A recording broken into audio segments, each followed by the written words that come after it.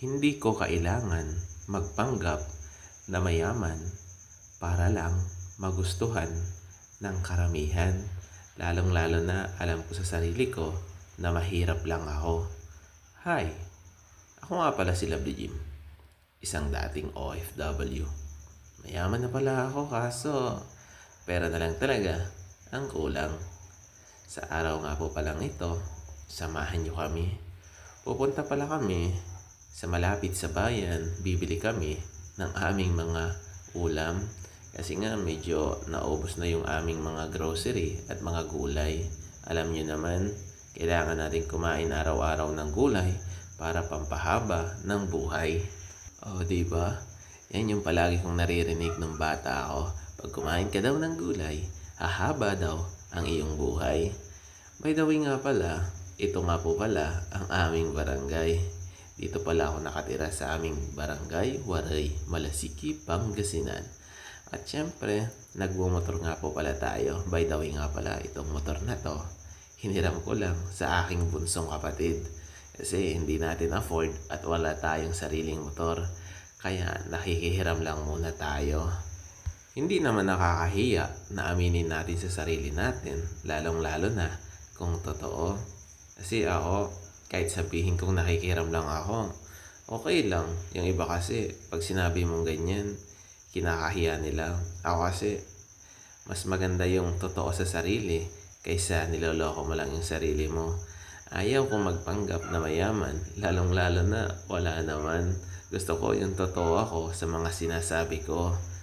By the way nga pala, pupunta pala kami sa tinatawag nilang Barangay Tumling dito sa amin. Kasi medyo may malapitan na bintahan ng mga gulay, mga karne at mga prutas doon.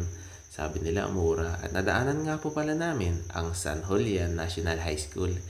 Ito pa pala yung school na pinakamalaki dito sa malapit sa highway. At syempre, fast forward natin, dumaan nga po pala kami dito sa malapit na pharmacy. Ang babait ng mga tao dito, ang galing nila mag-accommodate ng customer.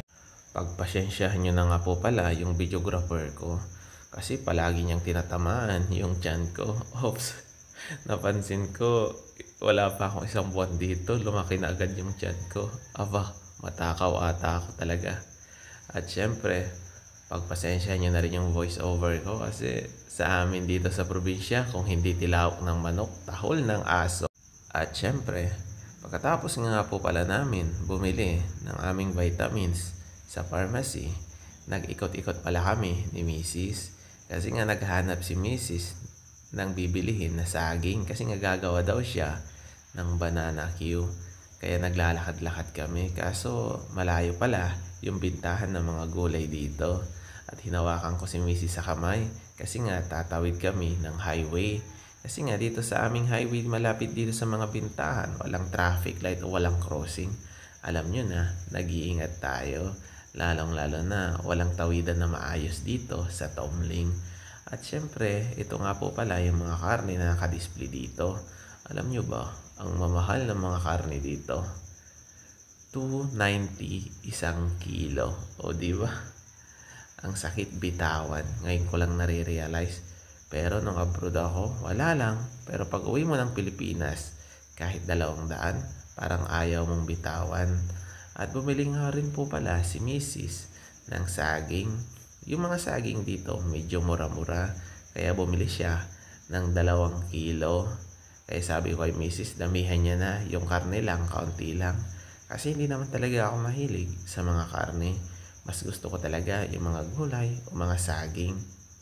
At disclaimer lang po, pasensya na po. Ang sabi ko po pala ay mahal yung mga presyo. Hindi ko po sinabing mahal yung mga benta ni ate.